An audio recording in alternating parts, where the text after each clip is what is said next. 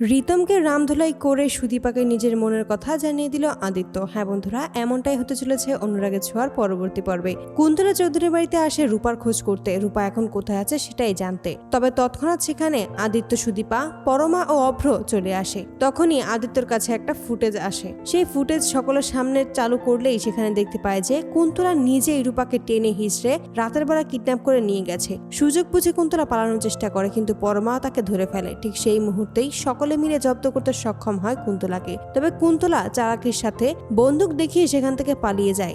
অপরদিকে পালিয়ে যাওয়ার আগেই সুদীপার গায়ে গুলি করে। সকলেই সুদীপাকে নিয়ে হসপিটালে চলে আসে। সেখানে এসেই কান্নায় ভেঙে পড়ে। অভ্র আদিত্যকে বোঝায়, তুই কোনো চিন্তা করিস না, সুদীপা ঠিক সুস্থ হয়ে যাবে, ওকে যে সুস্থ হতেই হবে। অপরদিকে দেখা যায় সুদীপার যখনই জ্ঞান ফিরে আসে তখনই আদিত্য সুদীপার সাথেই কথা বলতে থাকে। ঠিক সেই মুহূর্তে রিতম সেখানে এসে হাজির হয় আর বলে যে এভাবে পেশেন্টের কাছে এত মানুষজন থাকা আমি পছন্দ করছি না, সবাইকেই বাইরে যেতে বলুন। তখনই আদিত্য বলে যে আমি ওনার হাজব্যান্ড, ওনার বাড়ির লোক, আমি কেন বাইরে যাব, আমি এখান থেকে কোথাও যাবো না, আমি এখানেই থাকবো। কিন্তু রিতম খুব জোর করতে থাকে আদিত্যকে বাইরে চলে যাওয়ার জন্য। ঠিক সেই মুহূর্তে আদিত্য ক্ষিপ্ত হয়ে যায় এবং রিতমকে আচ্ছা মতো ধোলাই করে। এতে করে অভ্র আটকে দেয় আদিত্যকে আর বলে যে সামনে নে, এটা হসপিটাল, এটা অন্য কোথাও নয়, দয়া করে ওনার কথা শোন, আমরা বাইরে বেরিয়ে যাই। কিন্তু আদিত্য কোনোভাবেই কেবিনে বাইরে যেতে রাজি হয় না। ঠিক সেই মুহূর্তে সুদীপা বলে, স্যার উনি যদি যেতে না রাজি হয় তাহলে উনি এখানেই থাকুক, এতে করে আশা করি কোনো সমস্যা হবে না। রিতম কিছু বলতে গিয়েও বলতে পারে না। তখনই আদিত্য সুদীপার কাছে ছুটে আসার বলে যে উনি এখানে থাকবে না,